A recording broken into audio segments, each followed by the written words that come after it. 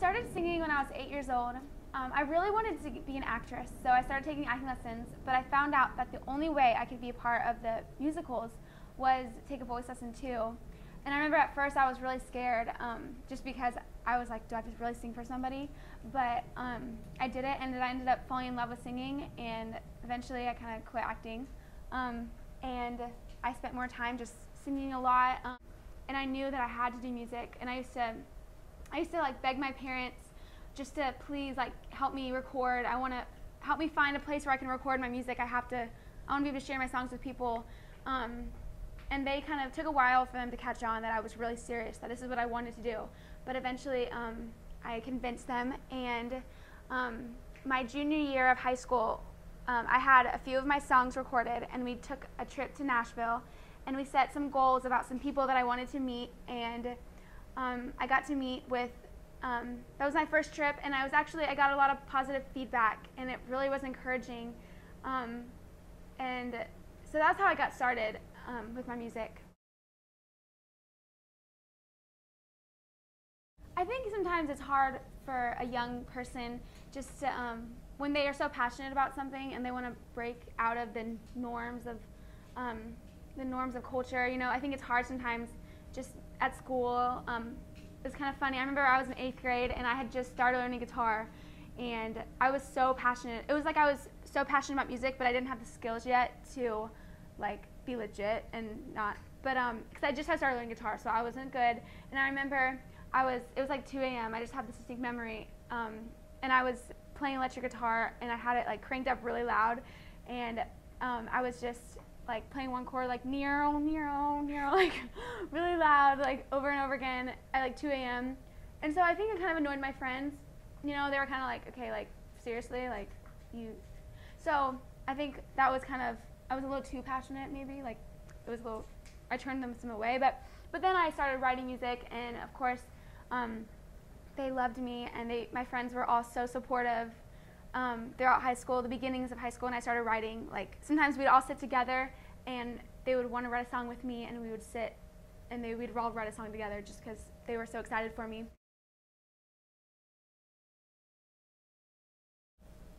Writing music is definitely a release for me. It's a great way just to put everything I'm feeling into a song. But it's always different when I'm writing. There's really no way, right or wrong way. There's no map like to writing a song for me. Sometimes it will take, I've written a song, the fastest it's taken, it's like 3 hours. And the longest it's taken, sometimes I'll write a piece of it, and then a couple months later, I'll finish it. So, or sometimes I won't even finish it. It's always different. It depends on how inspired I am, or just how the day is. But yeah, there's really no right or wrong way to write. It's just got to go with the flow when I write music.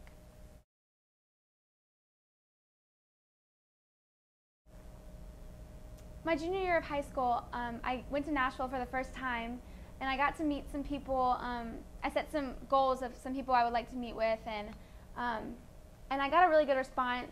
A lot of people liked my music, and it was really encouraging.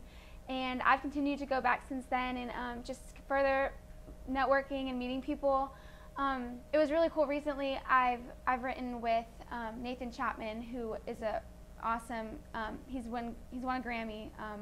He worked on Taylor Swift's, a lot of her records. A lot of awesome people. So I really respect him. It was really cool how I got to work with him, because I remember I made a list of a whole bunch of people someday I would love to just work with, and he was definitely one of them. And so it was so cool just seeing that happen.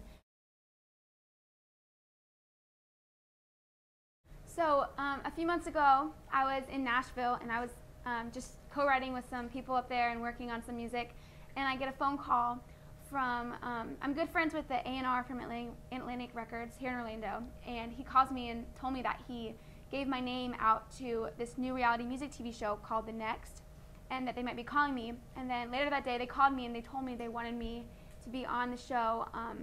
And how the show works is they travel to 6 cities, and they picked 4 contestants from each city. And so I was one of the Orlando contestants. And as a part of the show, I was mentored by Joe Jonas, and he moved into my life, and hang out here at my house, which was really cool because I used to be a huge fan of the Jonas Brothers when I was younger. I still am, but I was like crazy fan when I was younger. So that was really cool. He mentored me, and we put on a show at the House of Blues where I performed on national television. So that was definitely a really exciting thing that's happened in my musical career so far. I felt like I learned a lot just by the whole experience, so it was awesome.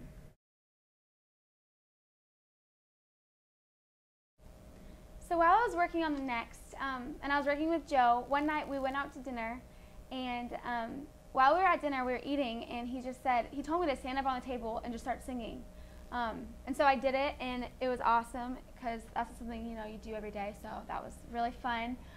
But then this was off camera. I just asked him, "Aren't you gonna like stand up and tell people like what we're doing here? Because there are so many cameras." And he's like, "No, I mean I don't need to." Because I was thinking that he would do something like, "Hey guys, this is Tayler. You should support her," So, but he was like, "I don't need to. You don't need to stand up and be like, 'Hey guys, I'm Tayler, can I sing for you?' But you just need to stand up and sing because that's what you do." And so then I went home, and when I was driving home, that really hit me what he said. What he said to me, it really stuck in my head, that I have to do what I sing because that's what I do, and that I can't let others' approval get me down or affect me or make me feel legit, but I just have to believe in myself and know who I am and be confident in that. And that was probably the biggest thing I really took from the whole experience. It's just being confident in who I am and knowing that all I have to do is believe in myself. So while I was on the next, I definitely used Twitter and Facebook and YouTube to help tell people and spread the news, to watch the show, and to help support me. And it was really cool. The night that the show aired, my name, like Team Tayler, #Team Tayler, started trending worldwide. It was only for like a minute or so. I don't know how long, but still, like that was really cool because that's never happened to me before. So I felt like it was such a cool thing to see all these people standing by my side through the whole process and supporting me, and just even though I didn't go to the finals. I didn't win the show or anything, but like still just to see so many people still wanting to support me and being by my side and really meant a lot, and that was really cool. And I could see that through Twitter and Facebook and just online. The whole process of the show, I would tweet and write statuses on Facebook about 3 to 4 times a week, promoting the show and promoting people to watch the show. So that definitely helped. Like I would tweet something about, "Hey guys, go watch the show," and then I would see other people be tweeting, "Go support Tayler, she's on the show," and their followers would go tweet it. And it's just crazy how social media works.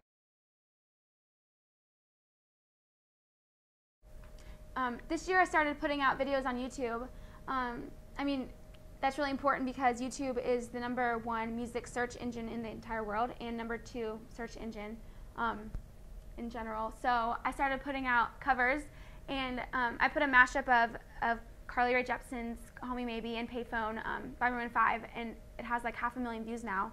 And that was actually what got me on the next, because they saw that video, and they saw my videos online and they liked what they saw, so they asked me to be on the show. Right now I'm working on an EP, which is a CD of like 6 to 8 songs, but I'm actually having it, I'm going to do it completely fan-funded, where I'm going to do it through this program called Kickstarter, where I have a deadline. It's November 4th. I'm raising $15,000, where people can make a pledge, and basically they can, if they pledge like $10, then I'll say I'm sending them, once my EP's done, I'll send it to you signed in the mail. Depending on how much they'll pledge, I'll send them different gifts. So it's like, by them pledging, it's paying for the production of my new music. So that's what I'm working on. I think it's just a journey of learning to be confident in who you are and doing something because you believe that's what you're compelled to do. And music is something that I really feel like it's a part of me, and I really feel compelled sharing music with people. So I've learned just to go after what I believe and be confident in who I am.